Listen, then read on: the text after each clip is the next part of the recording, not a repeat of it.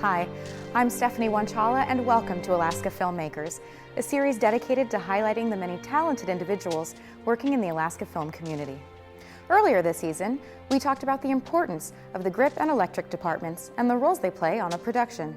In many Hollywood and stage productions, these departments are among those represented by the International Alliance of Theatrical Stage Employees, or IATSE. Here in Anchorage, these workers are represented by IATSE Local 918. In this week's episode, Joshua Lohman sits in with Eric Leiser, Local 918 member and business manager. So Eric, how did you get started in productions? Let's see, I went to the Art Institute in Seattle in '94 and pursued a radio and television production degree down there, a 2-year degree. And been working on shows of all kinds ever since. From, dirty rock and roll roadie to highfalutin opera, light board operator to TV shows, movies, whatever. If it's a show, I like working on it. Were you from Alaska originally, or? Yeah, I grew up in Eagle River. What brought you back after school? Oh, it was always my plan. I moved down to Seattle for the 90s in Seattle, the music thing, and then I always had a 5-year plan on coming back to Alaska, and 6.5 years later, I got a bunch of experience, moved back up here in 2000, and that's how that went. All right. Tell me a little bit about your work with the union. I initially was an extra of Local 15 in Seattle, and Local 15 is a stagehand union in Seattle, and it has all the contracts in Seattle Center. It's the Key Arena. It's the Seattle Center is everything around the Space Needle, all the city venues. So I would do a lot of shows for them, but I primarily worked non-union in Seattle.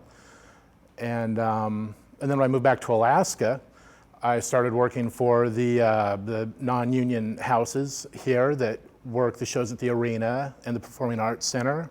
And if you want to work in Alaska, you work for everybody. So I worked for the union, I worked for them, and it just became more and more that I worked for the union.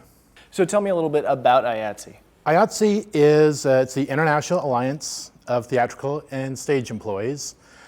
We are the union that is generally the backstage technical staff on touring shows, local shows, films, television, commercials, even corporate events, trade shows.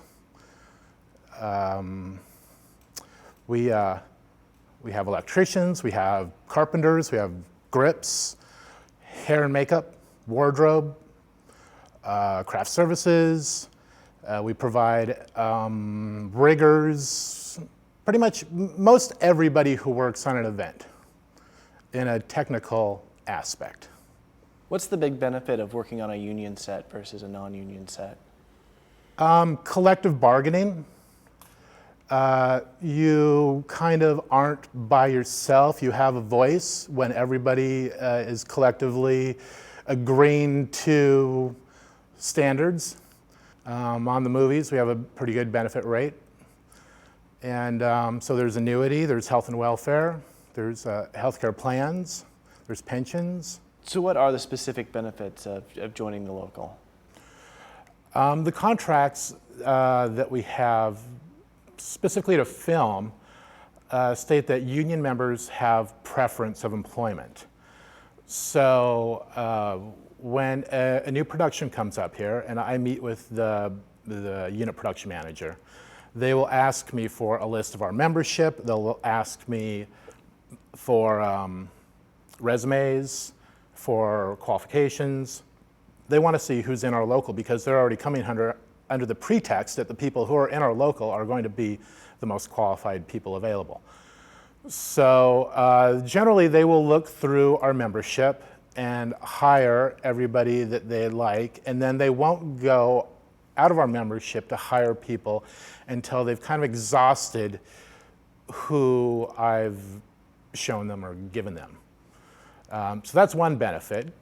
You're kind of like first in line for the job. And then in stage work, we have a hiring hall, A-list, B-list, C-list.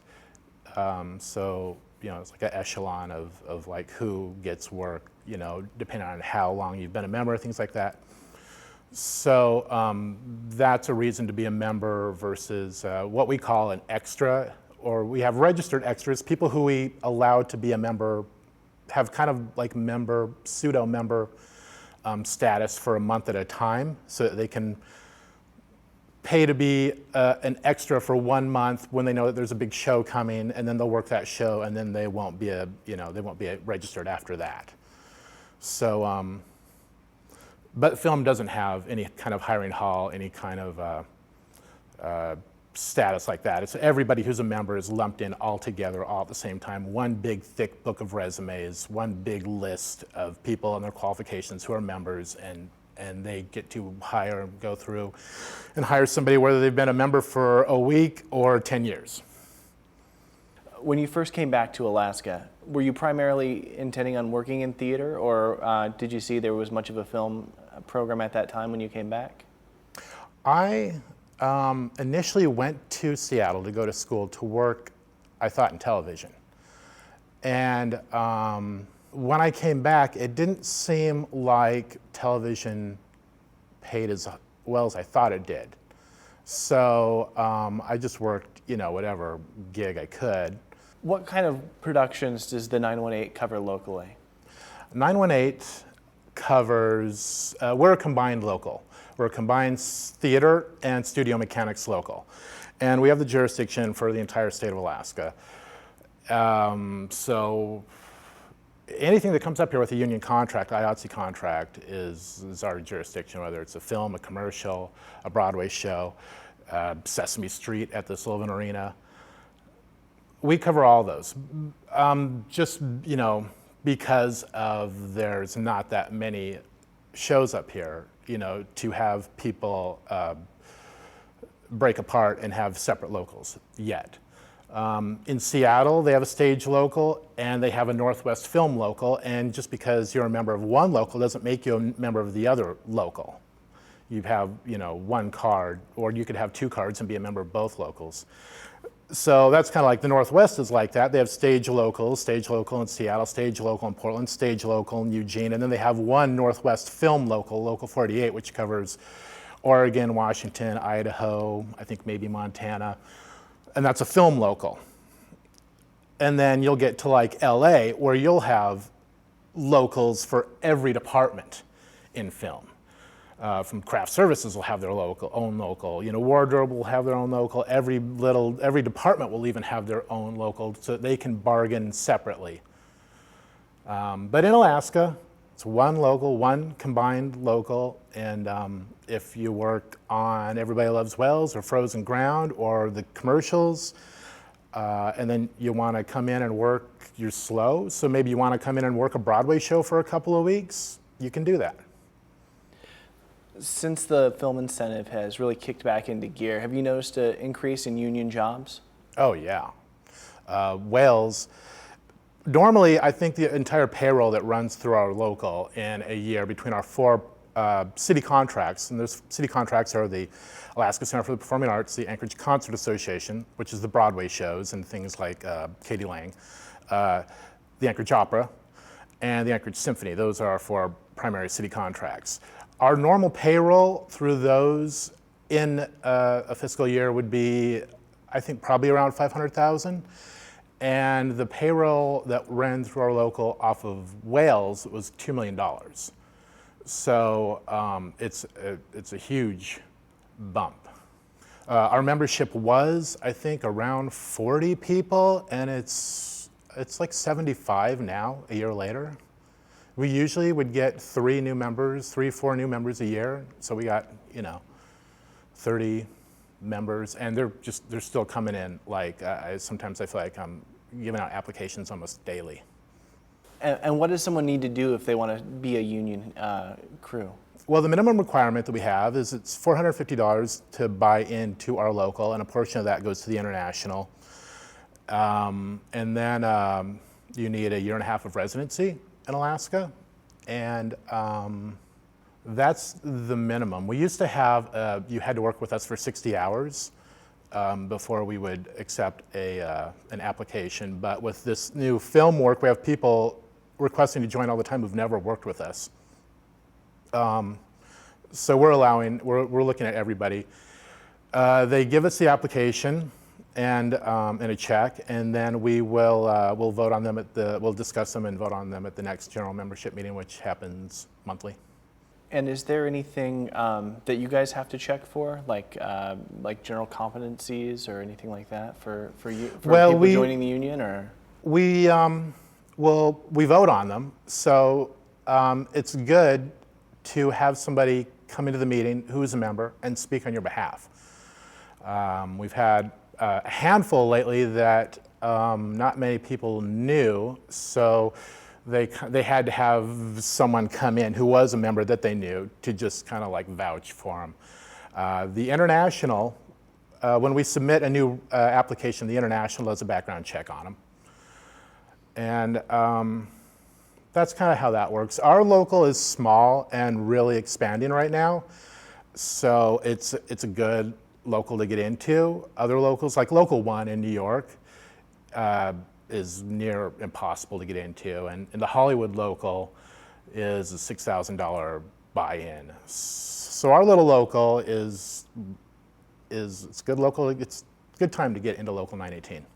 Also, you can get a touring card. So if you get into our local, then you have a card that you can go anywhere else, and so you get in cheap here and you can transfer somewhere else, and you can tour with your card. We just had a request by one of the big Broadway shows that was looking for touring members who are available to tour. So a lot of the Broadway shows are union. So the people who are touring with them are union, and they pick them up from all over the country.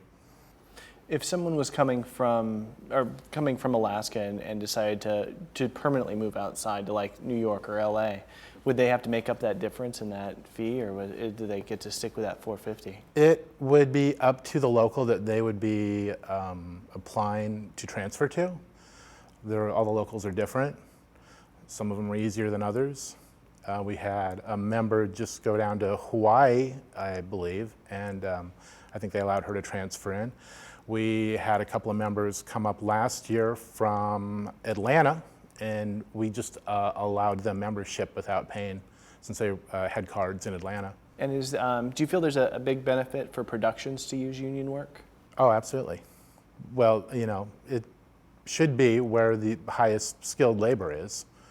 What role do you primarily play on a union production?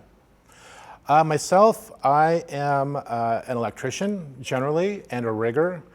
I'm an arena rigger, which means I'll wear a harness and I'll walk out on I-beams and attach the motors or the trussing or whatever up to the grid.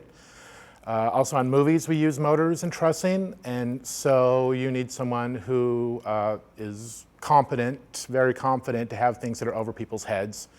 So that's kind of a specialty that I like to do. I'm also an electrician, which is lighting, generally.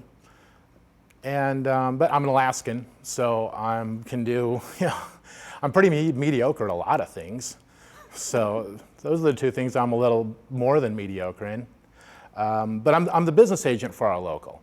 So bigger locals, the business agent doesn't actually work. It was funny, the guys from Hollywood came up from Wells, and they were like, "Oh, you're a working business agent," because their business agents are like lawyers, and they just deal with contracts, which I'm dealing with contracts, but I'm also an electrician. And is there anything you're working on right now? Well, I'm starting on Frozen Ground here in a week, and I'm also a concert promoter, so I have a big event coming up at the Egan Center in early next year, and that'll be fun. And at the Performing Arts Center right now, we have a 3-week run of Fiddler on the Roof. They're teching here, which means it's the start of their tour, and they're building their tour here in Anchorage for 2 weeks, where they don't sell tickets, they just build the tour. and then they run here for a week, and then they take it and they tour the country with it. So that's, I'll be working on that for a couple of days before Frozen Ground starts. Do you see the cycles of film and theater? Is there kind of a cycle to that? So you can, when people aren't filming, you do theater. When you don't do theater, you do film. Is there any kind of cycle to that at all? Hopefully. Theater in Alaska, or theater type shows, really run 9 months out of the year. The Performing Arts Center is really quiet in the summertime. So that's the hope, that there's going to be some summer filming happening that our members will be able to work on, because right now we're trying to staff the Frozen Ground movie, which is lucrative for, it's a good gig. But we also have the 4 contracts still at the Performing Arts Center. We're trying to staff them with quality, department heads and skilled workers. And so it's a juggling act to get all these holes filled with good quality workers. And we're doing it right now. This Frozen Ground isn't such a monster that it's that bad. It's everybody, just the right amount of people are working. What do you think Alaska needs to do to establish itself with a more stable film economy? Well, I think Alaska, if we'd like a stable film economy, we need the film incentive obviously extended. Right now, it seems like it's been kind of a trial period, but it could be huge. When I've talked to business agents, there's only like 25 national film locals. So even though we're local 918, there isn't 918 separate little locals. I think there might only be a couple hundred, and only maybe 25 of those are film locals. So I'm talking to the business agent in Louisiana, and I'm talking to the business agent in Seattle and Portland and New Mexico, and I'm talking, especially the guy in Louisiana. He said when their incentive went in, they went from having 100 members to having 2,000 members in 4 years. It's just, it was like night and day. And if our incentive got extended, I don't think we're going to get 2,000 members, but the way that the membership has been ramping up this last year, and if these other bigger jobs come through, it's going to be very big. It's going to be very lucrative for a lot of local people. What kind of advice would you give to someone who's looking to get into the union? Be very positive and persistent, and come in and work whatever gig you can, whatever gig is offered. From the outside, you might think of like these people who've been doing this for a long time, these union members, and sometimes you hear that unions are hard to get into and they have a lot of rules. Well, our little local is pretty easy to get into, and we've got a lot of work. So if you're pretty persistent and you have a good attitude, you can get into our local relatively quickly, and you can be working just pushing cases until somebody sees you that you're quick and competent, and they'll give you a better job. Call our dispatcher, say, I want to work whatever gig you got, and I'm available whenever. If you have somebody calling sick tomorrow, I'm available. That's the way to get in. And if you do that, you'll be working on movies. If we have movies coming up, you'll be working on movies soon. That's all the time we have today on Alaska Filmmakers. To learn more about Eric and IATSE, visit our website at alaskafilmmakers.com. Special thanks to Eric and Alaska Pacific University for their hospitality, and thanks to our sponsors and supporters for making another season of AKF possible. Join us next week as we discuss the Directors Guild of America with Assistant Director Stacy Stewart. Until then, remember, everyone has a story to tell.